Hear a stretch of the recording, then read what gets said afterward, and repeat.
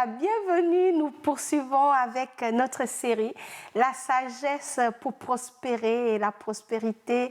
C'est Dieu qui nous fait prospérer.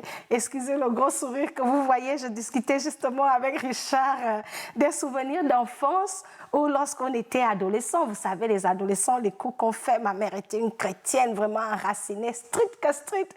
Et nous, quand on se retrouve, on était toujours, ma mère exagère, c'est une extrémiste. Nos copines vont en boîte et nous, on ne part pas en boîte de nuit. Les autres fument, ils boivent, ils font dans les bars. On pensait en fait qu'on ratait quelque chose en grandissant. On pensait que ceux qui vivaient sans Dieu, qui avaient la vie, comme on dit au Gabon, l'ambamboula, tu changes les copains ici, tu es dans les boîtes, tu fumes. On pensait que c'était cette jeunesse-là qui profitait bien de leur jeunesse. Et aujourd'hui, je m'assois, je regarde, je dis, oh mon Dieu, on n'a rien raté. Et je bénis le Seigneur pour les parents chrétiens qui inspirent, qui enseignent la loi de Dieu à leurs enfants dès la jeunesse. Aujourd'hui, je suis juste remplie de beaucoup de reconnaissance de réaliser que les choses que nos parents nous interdisaient, que ma mère, mes tantes nous défendaient dans la jeunesse, c'était pour nous protéger parce que vraiment, ça nous a protégés de beaucoup de dégâts. Merci Jésus, merci pour le salut dans les familles. C'est une parenthèse, je me souvenais juste des commentaires que je m'attendais. Je dis non, ma mère c'est une extrémiste. Il y a les chrétiennes qui écoutent les zouks. Elle n'aimait pas que j'écoute ma musique mondaine. Elle disait toujours, pas de musique mondaine dans ma maison. On était, même Dieu est amour, les zouks c'est l'amour, on peut écouter. On était enfants, on ne savait pas ce qu'on faisait. Alors, si les enfants me regardent aujourd'hui, sachez que les conseils que vos parents vous donnent, c'est pour vous protéger. Demain, vous allez les remercier. Aujourd'hui, je suis absolument reconnaissante d'avoir grandi dans une famille qui craint le Seigneur. Parce que quand je regarde derrière, je dis, ouf, le Seigneur m'a bien épargné. Alléluia. Sans plus tarder, on va enchaîner. Aujourd'hui, nous allons regarder ensemble le principe d'éviter les dettes. On veut voir ensemble que les dettes freinent notre prospérité. Ça peut affecter notre élan de prospérer. Donc, le principe d'éviter les dettes ou de vivre sans dette du tout est une comment dirais-je, c'est un principe qu'on doit incorporer à nos habitudes, à notre mode de vie, de fuir les dettes. La dette, c'est quoi en fait? Bon, je n'ai pas vérifié dans le dictionnaire, mais je vais juste donner comme ça une définition improvisée. Je dirais qu'être endetté, c'est lorsque tu vas prêter chez quelqu'un, disons, je viens te prêter 1000 francs, et puis tu me dis, tu me retournes mes 1000 francs dans un mois avec des intérêts. Dans un mois, au lieu de me donner 1000 francs, tu vas me donner 1500. Et puis je reviens, j'accumule, je ne rembourse jamais. Voilà une dette qui a commencé, un prêt qui a commencé à 1000 francs, c'est maintenant rendu à 1 million. Et là, je suis coincée. C'est ça, en fait, qui devient la dette. Lorsqu'on ne peut pas s'en débarrasser, ça devient un fardeau. Et le Seigneur, dans sa parole, nous dit que vivre dans l'endettement est un frein à la prospérité. Alléluia. C'est de ce que nous allons regarder ensemble et comment je voudrais travailler. On va voir deux aspects. L'importance de payer nos dettes et pourquoi éviter les dettes en fait. Alors, sans plus tarder, prenez vos Bibles. Nous allons lire Proverbes chapitre 22, verset 7.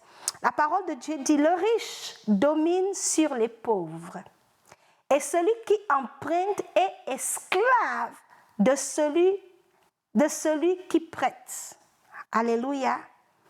Je répète, Proverbes chapitre 22, verset 7. Le riche domine sur le pauvre, et celui qui emprunte est l'esclave de celui qui prête. Ça, c'est la parole de Dieu. Et j'ai déjà vu, moi-même, je connais quelqu'un qui est devenu esclave de l'endettement. Quand je vous dis esclave, la personne vit une vie aujourd'hui où sa carte bancaire, ce sont les gens à qui il a emprunté l'argent, qui touchent son salaire à sa place. Bon, pour celles qui sont gabonaises, vous allez comprendre, si au Gabon, la personne aujourd'hui, parce qu'aller emprunter chez les Libanais, chaque fin du mois, tu vis le jour de jour, accumuler tellement de dettes, que les créanciers, les gens chez qui il est allé emprunter, il devient leur esclave. Il devient leur esclave où cette personne n'a plus jamais vu son salaire. Lorsque l'argent vient à la fin du mois, Les Libanais à qui il doit l'argent, au Gabon, pour ceux qui connaissent, ce sont eux qui vont prendre son argent, ils retirent tout ce qu'il leur doit avec des intérêts qui n'ont pas de sens. Tu te dis, mon Dieu, ça c'est quelle vie? C'est vraiment de l'esclavage, parce que la liberté qu'il pouvait avoir, de jouir, de contrôler son argent, de faire de ça ce qu'il voulait, il n'a plus cette liberté-là, parce que les gens qui l'ont prêté l'argent sont derrière lui. Ils deviennent ses patrons. Tu n'as pas la paix. Tu deviens comme esclave. Tu es réduit à rien. C'est ce que le Seigneur nous dit. Ça, c'est un exemple du Gabon. Nous, ici, qui sommes en Occident, on accumule les dettes. Je ne suis pas en train de dire, quand je lis la Bible, peut-être il y a un verset. La dette, ce n'est pas un péché, mais quand je lis la parole de Dieu nous présente ça comme une mauvaise chose, une chose désastreuse pour un enfant de Dieu de vivre dans les dettes. Dieu dit que t'endetter, c'est vrai que ce n'est pas un péché, tu peux être endetté et puis aller au ciel. Je ne pense pas que ça va affecter ton salut, mais tu vas vivre misérablement parce qu'il y a des conséquences à l'endettement. Je vais vous donner un autre exemple bête. J'ai vu une dame au Gabon, bien sûr, elle devait à une autre dame. Et elle n'arrivait pas à payer. La dame chez qui elle était allée prendre les bons, elle allait prendre les bons des habits, les bons des chaussures, elle a accumulé les bons des sacs. Prendre. La fin du mois, elle n'a pas payé. Une autre fin du mois, elle n'a pas payé. Je vais vous montrer la formule de l'esclavage.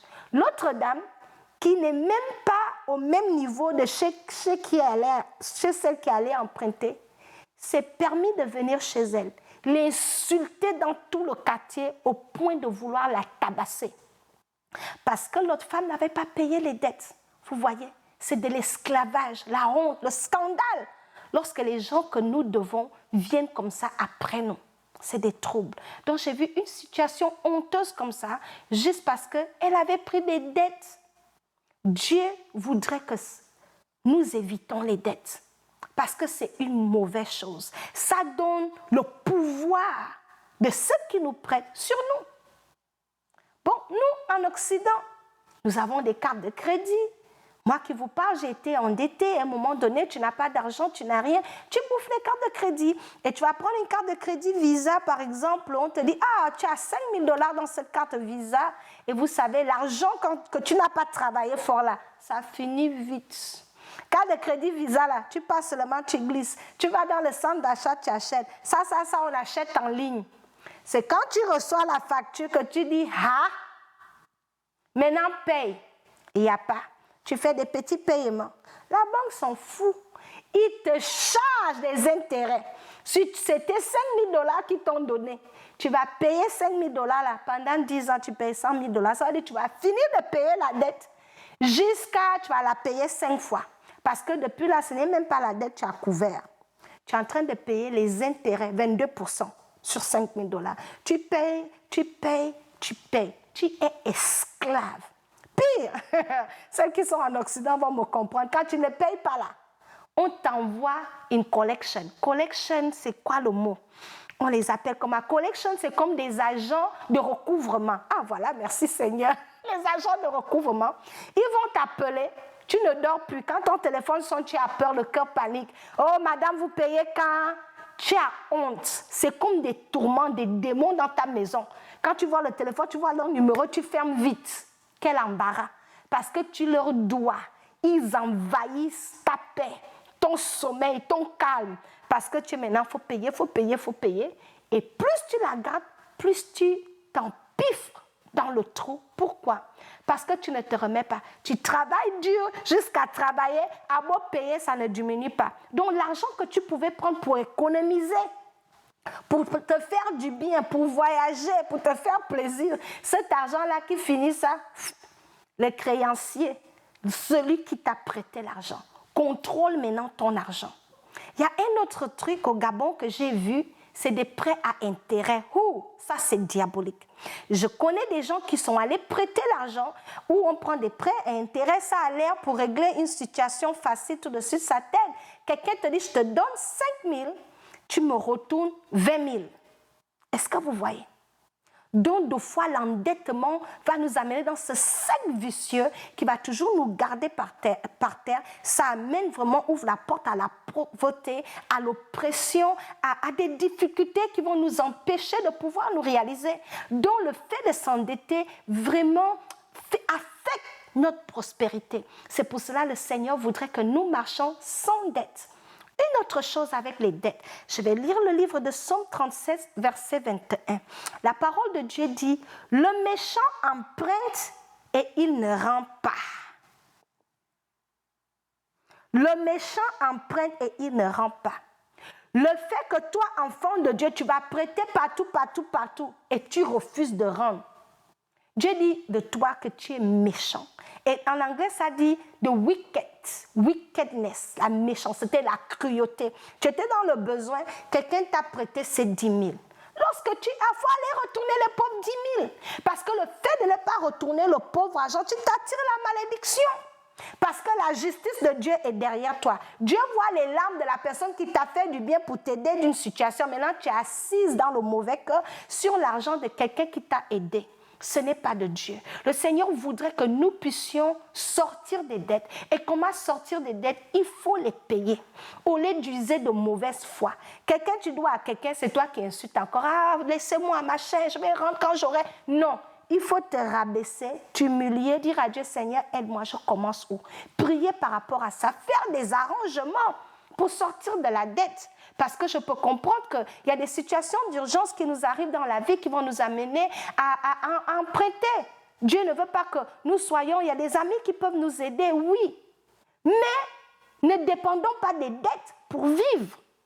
Et quel genre de dettes? Je vais finir avec ça. Il y a dettes et dettes. Tu vas aller t'endetter pour aller payer un tissage brésilien. Ma sortie à tes cheveux naturels, fais les civils.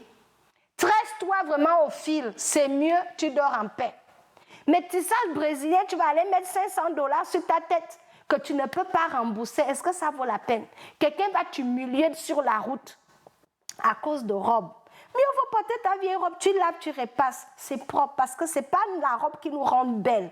On est belle intérieurement. Donc ça, c'est des dettes futiles. On ne va pas s'endetter pour les affaires de rouge à lèvres.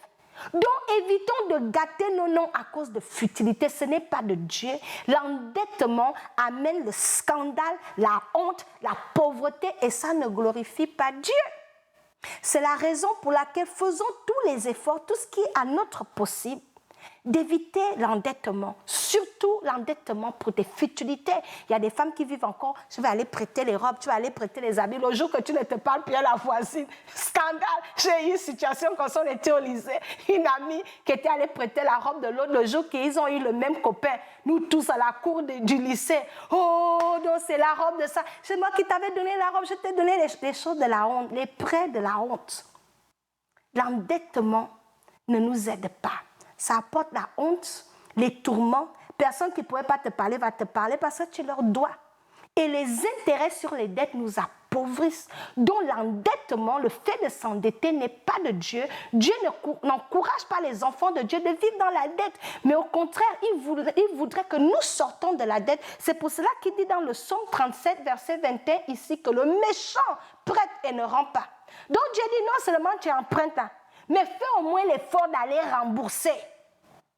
Dieu dit, prends tes responsabilités, rembourse. Va payer tes dettes. Apprenons à payer nos dettes.